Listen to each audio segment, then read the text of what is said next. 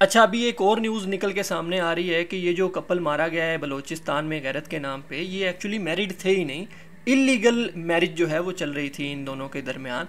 उस पर हम लोग बाद में आएंगे। पता नहीं क्या इन्फॉर्मेशन करेक्ट है, क्या मतलब करेक्ट नहीं है, भैंस की टंग पता नहीं चलता है। पाकिस्तान में हमारे यहाँ न्यूज़ कंफर्म करने का कोई ज़रिया ही नहीं होता है। जिसका जो मन करता है अपने पल्लू से निकाल के बीच में डाल देता है कि जी ऐसे हुआ था, ये शहजाद नाम था उसका, उसका तो नाम कासिम था, और ये अपनी तरफ से कुछ भी हम जो है वो पूरी खीर बना देते हैं। हमारे यहाँ लोग अपनी ज़िंदगी से वैसे ही इतने तंग हैं, उनके पास टाइम ही नहीं है न्यूज़ कंफर्म करने का, उनको तो बस बकनी है गाली।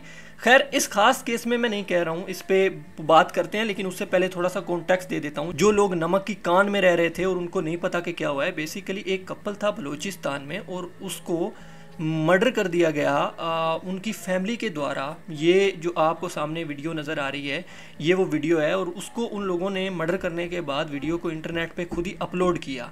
अब 2 महीने बाद, जून का ये वाक़या है, अभी ये वीडियो वायरल हुई है अचानक से, और लोगों में गमो गुस्सा पाया गया, और लोगों ने कहा इनिशियली कि ये न्यूली मैरिड कपल था, ठीक है, और उसको घर वालों की तरफ से बेदर्दी से कत्ल कर दिया गया, और इन लोगों को सज़ा मिलनी चाहिए, जो कि मिलनी बनती भी है। लेकिन जब ये वाक़या थोड़ी सी आग पकड़ता है तो एक और चीज़ निकल के सामने आती है, और वो आती है सीएम बलूचिस्तान की तरफ से। और उनका कहना है कि ये जो न्यूली वेड कपल था, वो न्यूली वेड कपल था ही नहीं, बल्कि उनके दरमियान कोई मैरिटल टाइज थे ही नहीं।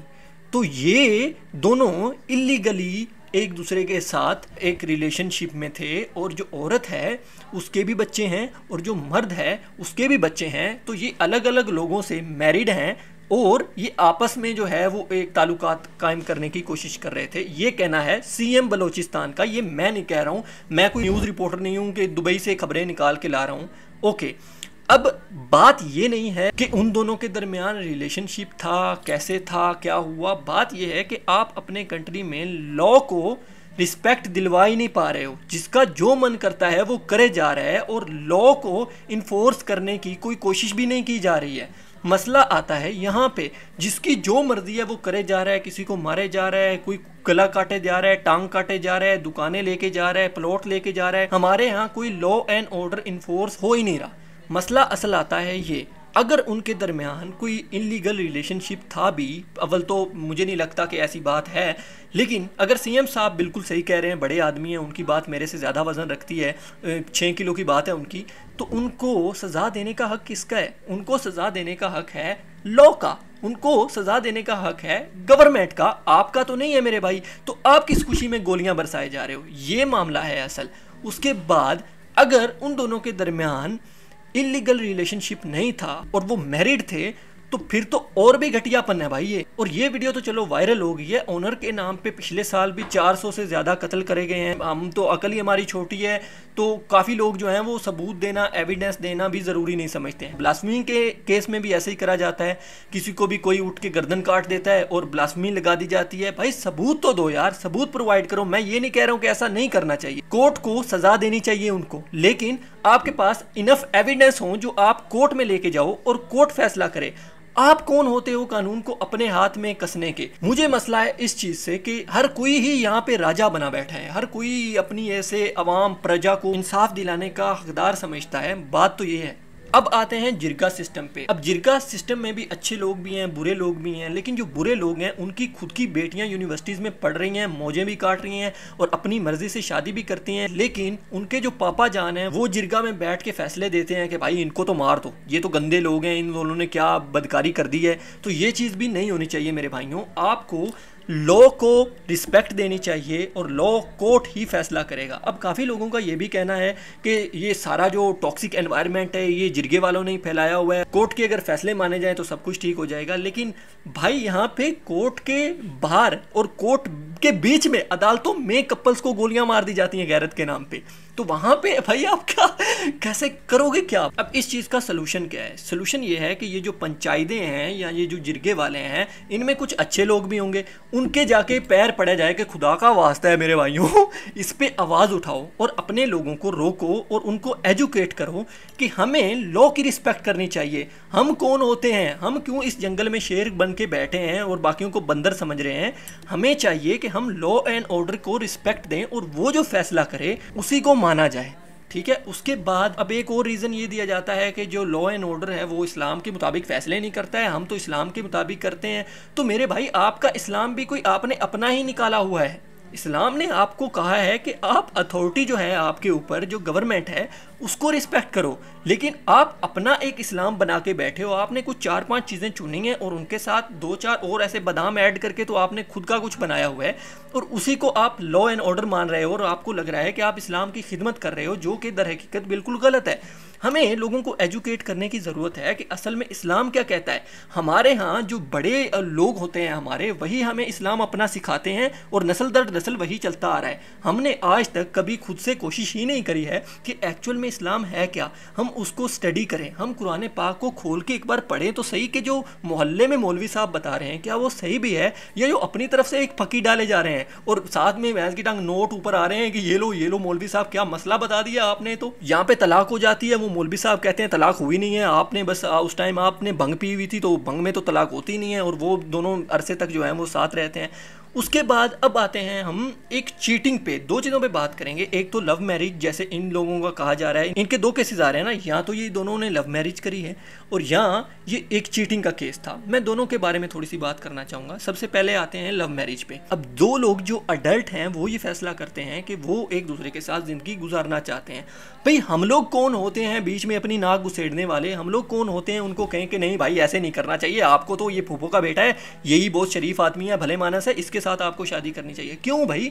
अब इस चक्कर में होता क्या है, उन दोनों की फोर्स्ड मैरिज करवा दी जाती है। अब वो आगे से गे निकल रहा है, उसको मर्दों में दिलचस्पी है, वो लड़की में कोई दिलचस्पी नहीं है, वो बेचारी वहाँ पे भैंस की टांग वॉशिंग मशीन में पूरा दिन कपड़े धोती रहती है, बीच में कोई मियाँ बीवी वाला ताल्लुक ही नहीं है उनका, झगड़े अलग हो रहे हैं, उससे फिर बच्चों पे असर पड़ रहा है, वो बच्चे वैसे डिप्रेशन के मरीज बने पड़े हैं। कितनी जिंदगियां बर्बाद कर दी आपने भाई। अगर आप उस दिन उसकी बात मान लेते तो आप छोटे नहीं हो जाते। फिर ये लोग इसमें इस्लाम को खींच के लाते हैं कि ये तो बेहयाई है। मेरे भाई कैसे बेहयाई है? आप इस्लाम को स्टडी तो करो कि जो वली है उससे अगर आकर पूछा जाता है कि आपकी बेटी से निकाह करना चाहते हैं तो वो बाखुशी कहता था कि ठीक है मुझे खुशी होगी। अगर घर में लड़की का रिश्ता आ जाए तो वो इसको अपनी पता नहीं अना पे ले जाते हैं और समझते हैं कि ओ भाई हमारी बेटी तो बदकिरदार निकली है भाई, उसने शादी की बात कैसे कर दी। मतलब अजीब यार। और उसके बाद फिर अगर दोनों भाग की शादी करते हैं तो कहते हैं ओ भाई इज्जत लुट गई हमारी, ओ भाई ये क्या हो गया भाई।